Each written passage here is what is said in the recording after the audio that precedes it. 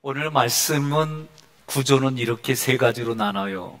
성령이 하나 되게 하신 것을 힘써 지키려면 어떻게 해야 되느냐? 첫째, 하나님 아버지를 본받아라. 두 번째, 성자 예수 그리스도를 본받아라. 세 번째, 삼위일체 하나님을 본받았다면 마땅히 해야 할 것과 하지 말할 것을 구별하라. 이렇게 세 가지 문단은 나눴는데, 하나님은 우리의 영의 아버지입니다. 하나님은 우리를 자신의 형상과 모양으로 지으시고 통치권을 우리에게 넘겨주셨습니다. 우리는 그분의 자녀입니다. 자녀는 아버지를 닮습니다. 따라서 아버지를 닮는 삶은 당연하고 마땅한 거예요. 하나님을 본받는다라고 할 때에 이 본받는다는 건 뭘까? 아버지의 사랑을 받았으니 그 사랑을 내가 누리고 또 다른 누군가에게 그 사랑을 행하는 삶이다.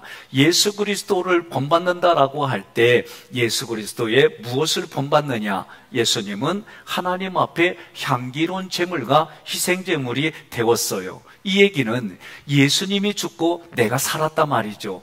그러면 예수님을 본받는다는 얘기는 내가 죽고 예수가 사는 삶, 더 나아가 내가 죽고 배우자가 사는 삶, 내가 죽고 자녀들이 사는 삶, 내가 죽고 부모가 사는 삶, 내가 죽고 이웃이 사는 삶, 이런 삶이 본받는 거다라고 말해주는 거예요. 그렇다면 삼일체 하나님 앞에 우리가 본받는 사람은 구체적으로 무엇이 우리 삶에 나타날까? 오늘 본문에서는 우상을 숭배하지 말고 오직 감사의 표현을 하라는 거예요. 그리하면 뒷부분에 나오지만 그리스도와 하나님 나라에서 기업을 받는다. 우리가 하나님의 자녀로 이 땅을 살아갈 때에 하나님이 주시는 기업을 받아서 누리고 나눠주는 여러분과 저의 삶이 되기를 주님의 이름으로 권면하며 축복합니다.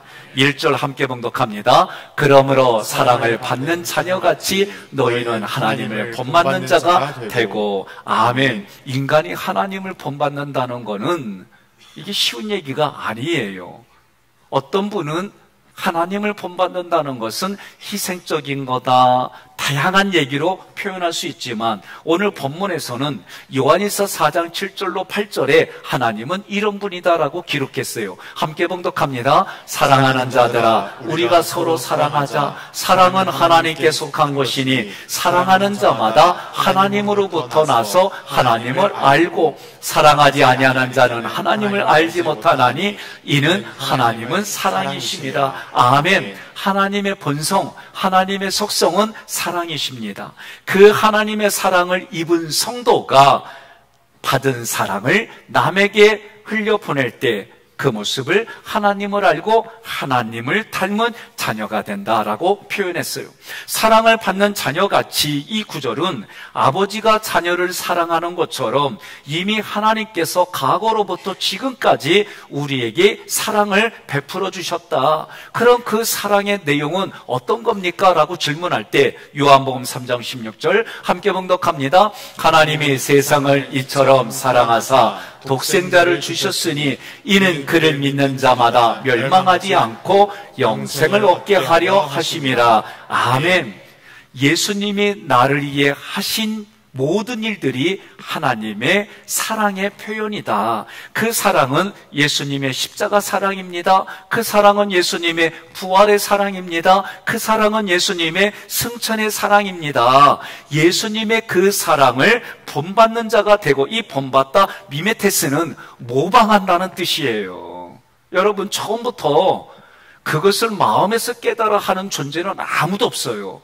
부모로부터 일방적으로 물려받았어요. 그걸 모방해요. 모방하던 일이 어느 순간 여기에서는 마음에 그 내용들이 깨달아지고 이해가 되고 내가 그것을 삶으로, 손과 발로, 얼굴로, 언어로 나타내게 돼 있어요.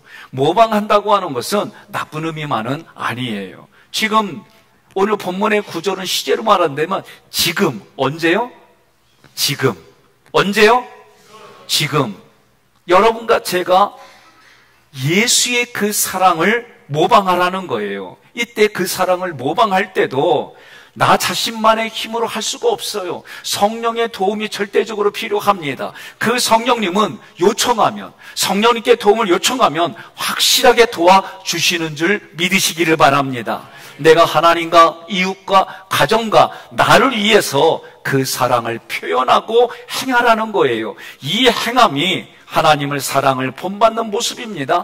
구체적으로 여러분과 저는 월사기도 때, 신명기 세미나 때에, 그리고 매 주일의 설교 때마다 내가 영으로 하나님께, 성부 하나님께 예배드리고 성자 예수님께 말씀의 공급을 받아 죄지지 아니하고 성령 하나님과 기도로 교통하며 살아가고, 내 가정의 배우자에게 필요한 부분을 내가 결단해서 매일 그 일들을 행하고, 자녀들에게도 여러분이 매일 그 결단한 걸 행해나가고, 여러분 부모님에게도 매일 그 일들을 행해나가고, 내 자신에게도 영혼육으로 어떻게 하면 하나님과 연합하고 어떤 것을 버리면 하나님과 연합할 수 있을까, 내 마음의 삶의 기준이 어떤 것일까, 그런 것들을 날마다 체크해나가고, 육신도 여러분들이 근력운동도 하고 유산소 운동도 하면서 먹을 거 먹지 말아야 될 거 구분해 나가며 살아가면 그 네 가지 영역에 매일마다 감사하는 일들이 넘치는 줄 믿습니다. 두 번째로, 성자 예수 그리스도를 본받아라.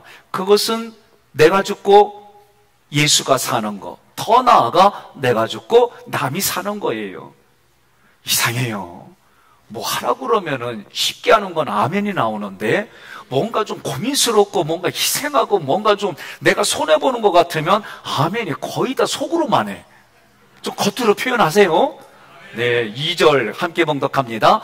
그리스도께서 너희를 사랑하신 것 같이 너희도 사랑 가운데서 행하라. 아멘. 그리스도께서 너희를 사랑하신 것 같이, 이 구절도 그리스도가 과거로부터 지금까지 우리들에게 베풀어 주신 그 사랑은 지금도 받고 있으니 너희들도 지금부터 그 사랑을 행하라.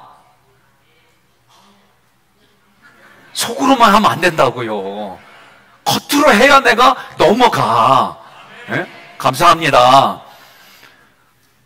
이렇게까지 해야 돼요? 해야 돼. 왜? 그렇지 않으면 자기 신앙생활이 안 돼. 왜? 주님은 내가 마음으로 믿어서 입으로 고백하고 마음으로 결단한 걸 입으로 고백하고 행할 때 하나님이 그대로 들으신 대로 행하신다. 여러분 믿습니까? 예. 예수님이 행하신 사랑은 앞구절에서 말씀하신 것처럼 예수님의 십자가 부활 승천의 사랑이에요.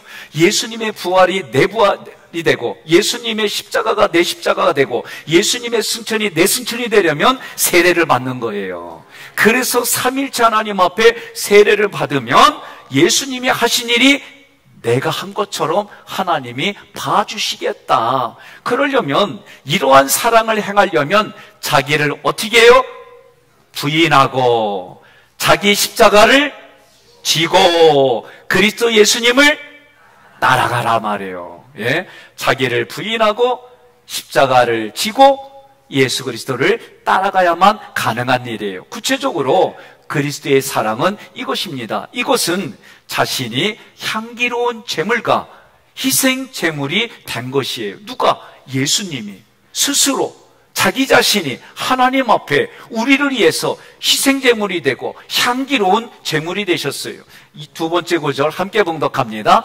그리스도께서 너희를 사랑하신 것 같이 너희도 사랑하라. 요거 다음에, 그는 우리를 위하여 자신을 버리사 향기로운 제물과 희생제물로 하나님께 드리셨느니라. 아멘. 자신을 버리다, 이 버리다 파라디도미는 예수 그리스도가 자원하여 자기 자신을 하나님 앞에 희생제물로 향기로운 제물로 넘기셨다는 거예요. 여러분, 이 말씀은요 이런 뜻이에요. 예수님께서 이 땅에 오신 목적이 뭐냐? 우리의 죄를 없애려고, 우리의 죄를 대신 지시려고 대속물로 오셨다는 거예요. 그 대속물이 오늘 본문에서는 향기로운 제물입니다. 희생 제물입니다. 향기로운 이 얘기는 좋은 냄새라는 거예요. 하나님이 맡으시기에 좋은 냄새라는 거예요. 무슨 얘기냐? 하나님께 바쳐지면 바쳐진 것으로부터 내게 아니에요. 바쳐진 것으로부터 하나님이 그 예물을 기쁘게 받아주셨다, 만족한다, 그런 뜻이 향기로운의 뜻입니다.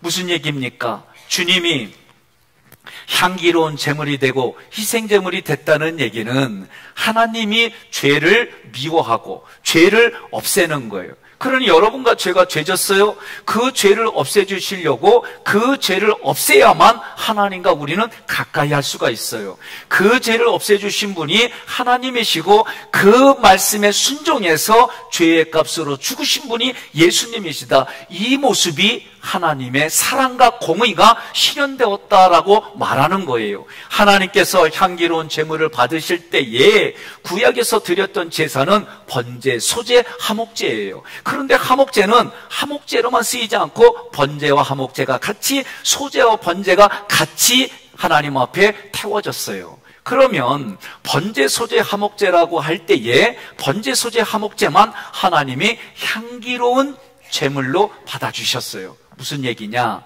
여러분, 번제는 뭐예요? 나의 모든 것, 최고의 가치를 하나님께 드리는 거예요. 그래서 내가 이제부터 헌신하며 살겠습니다. 하나님이 기뻐하는 게 뭐냐? 헌신이에요. 두 번째, 소제라고 하는 거는 곡식을 곱게 빻아가지고 하나님께 드리는 거예요. 그 얘기는 여러분, 이게 소리가 나니까 안에 든 물이 흘러 넘치네. 이거 당연하지요. 근데 고운 가루는 물이 부어지면 흡수를 해요. 고운 가루는 소리가 없어요. 그래서 어렸을 때 느끼는 게 뭐냐? 용각사는? 난 이 광고가 지금까지 기억나. 그러니까 소제는 용각산을 생각하세요.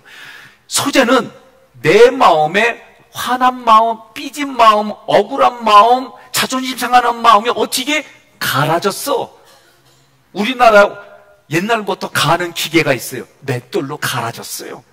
예? 맷돌로 갈아져서 더 이상 그 소리가 안 나와. 그러니까 소제로 하나님께 드린다는 얘기는 내가 이제 감사하며 살겠습니다. 원망과 불평 없이 살겠습니다. 그런 얘기예요.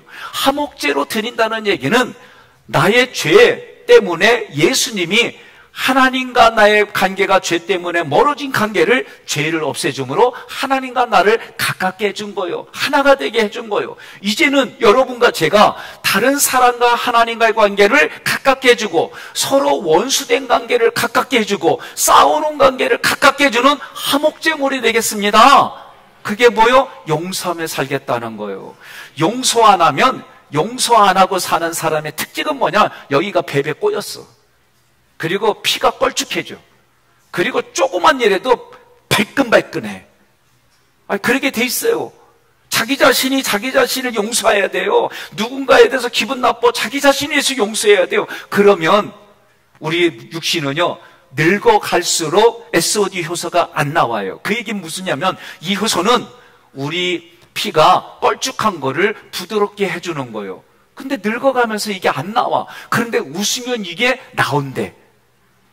항상, 다시, 항상 기뻐하라. 쉬지 말고 기도하라. 범사에 감사하라. 하나님이 우리 인간을 아니고 항시범, 항상 쉬지 말고 기도하라. 범사에 감사하라. 이렇게 하면 건강한 거요. 근데 요거 못하는 게 뭐요? 왼수 맺고 사는 거요.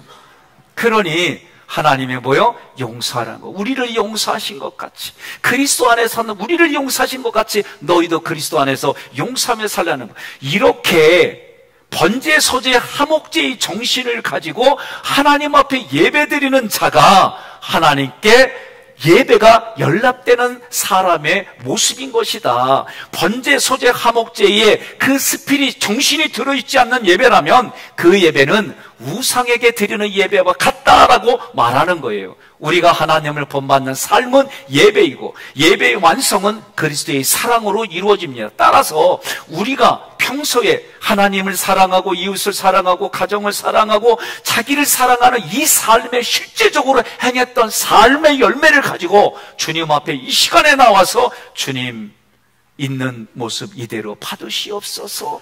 이러면 여러분, 하나님 앞에 삶의 열매를 드리는 예배가 되는 거예요. 세 번째, 삶인치 하나님을 이렇게 본받았다면 마땅히 해야 할 것과 하지 말 게 있는데 하지 말아야 될 것은 우상을 숭배하지 않는 거예요. 감사하며 사는 것이다 라고 3절로 4절에 말해요. 성도에 마땅한 삶이다. 당연히 해야 될 말이다. 그게 감사의 말이에요. 아무리 힘들어도.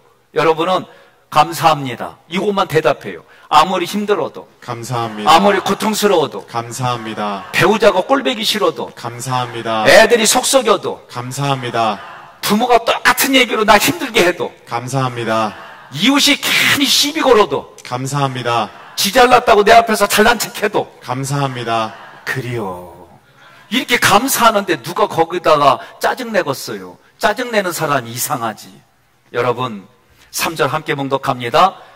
음행과 온갖 더러운 것과 탐욕은 너희 중에서 이름조차도 부르지 말라. 이는 성도에게 마땅한 바니라. 아멘. 그 이름조차 부르지 말라는 것은 어쩔 수 없는 그런 상황에 됐어도 이런 일은 해서는 안 된다, 그 얘기예요. 음행이 뭐예요? 간음이에요. 더러운 것은 영혼육이 불결해지는 거예요. 탐욕은 더 많이 가지려는 거예요. 이 당시에 이 음행과 더러운 것과 탐욕은 우상숭배였어요. 무슨 얘기냐? 이 당시에 에베소 도시에는 공창제도가 성행했어요. 아프로디테 신전이 있습니다. 아프로디테는 여신이에요. 그 여자 신에게 제사를 드리는 여자 제사장들이 있었어요. 그런데 그 여자 제사장들은 어떤 역할을 하면 제사를 드리러 오는 사람들과 제사의 그 순서 중에 문란한 성행위를 하는 거예요.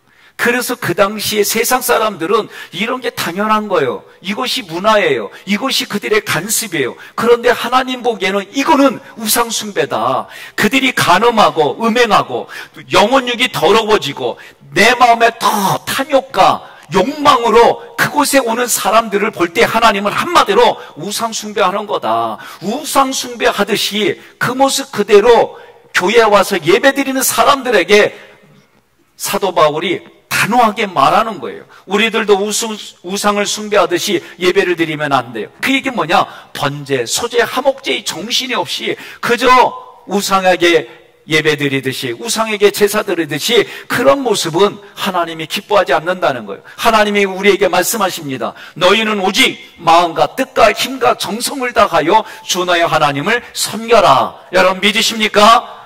4절 함께 봉독합니다. 누추함과 어리석은 말이나 희롱의 말이 마땅치 아니하니 오히려 감사하는 말을 하라. 아멘. 이 얘기는요, 우상을 숭배한 사람들, 그 당시에 아프로디테 성전에 가서 그렇게 제사를 드렸던 사람은 누추한 말을 해요. 이 누추한 말은 뭐냐면 마음이 사악해져서 그 사악한 말을 상대방에게 하면 상대방이 수치를 느끼고 부끄러워지는 그런 상황을 만드는 거예요. 어리석은 말은 모롤로기아, 모로스, 어리석은가 로고스, 말, 합성어예요. 어리석은 것을 진리처럼 말해요. 거짓을 진리처럼 말해요. 자기의 신념이 어리석은 것인데 그 신념을 따라 살아가는 모습이 어리석다. 희롱의 말 유트라벨리아는 저질 농담이에요. 복음 안에서 여러분들이 예배를 드립니다. 헌신을 합니다. 봉사를 합니다. 그런데 뭐라고 말해요? 하요, 지원자 은혜 다 받았어. 아이고, 우리도 과거에 그랬어. 네가 얼마나 잘났으면 받은지 얼마나 가나 두고 보자.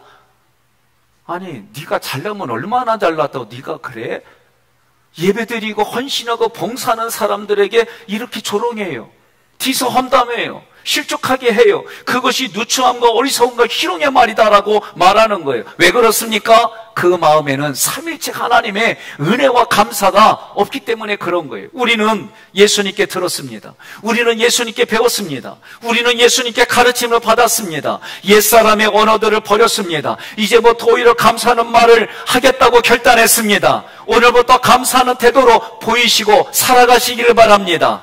우리의 삶의 태도가 중요합니다. 하나님께 중요한 게 뭐냐? 태도, 애티튜드가 너무나도 중요한 거예요. 사람과의 관계도 마찬가지예요. 그 사람의 태도가 관계를 맺어가는 거예요. 여러분 안 그래요? 태도가 불량한데 누가 좋아하겠어요? 태도가 말이 무례한데 누가 좋아하겠어요? 그 태도는 상대방과의 관계를 깊게 해주고 서로의 이해가 하게 만들어주는 거예요. 하나님도 우리에게 태도가 중요하다. 그 태도가 믿음의 태도다. 그 태도가 신앙의 태도다. 여러분과 저의 신앙생활의 생사복을 결정하는 게 이 애티튜드 태도예요. 우리는 왜 사랑 가운데 행해야 합니까? 우리는 왜 향기로운 제물과 희생 제물이 되어서 하나님께 드려야 합니까? 우리는 왜 우상을 숭배하지 않고 감사하는 말을 해야 합니까? 그것은 하나님께서 나 같은 죄인을 구원해 주셨기 때문입니다. 죄와 허물로 죽은 나를 독생자 예수 그리스도를 십자가의 대속의 제물로 삼아 주셨기 때문입니다. 우리를 죄와 사망에서 속량하셨기 때문입니다. 하나님과 나를 화목하게 해주셨습니다. 하나님의 나라 백성을 삼아 주셨습니다. 자녀로 성도로 살아가게 해주셨습니다. 이 모든 것이 삼위일체 하나님의 은혜입니다. 이 은혜를 주신 하나님께 감사와 영광을 지금 돌려야 됩니다. 예배와 헌신과 봉사로 섬기는 삶이 우리가 할 수 있는 최고의 감사의 표현입니다. 하나님의 사랑, 그리스도의 은혜 안에 사는 성도 여러분들의 삶은 마땅하다, 그런 거예요. 그러니 내가 내세울 게 없는 거예요. 여러분, 잘한 게 있어도 이 또한 지나가리라. 어려운 일이 있어도 이 또한 지나가리라. 하나님 앞에 우리는 다 지나가는 것뿐이요.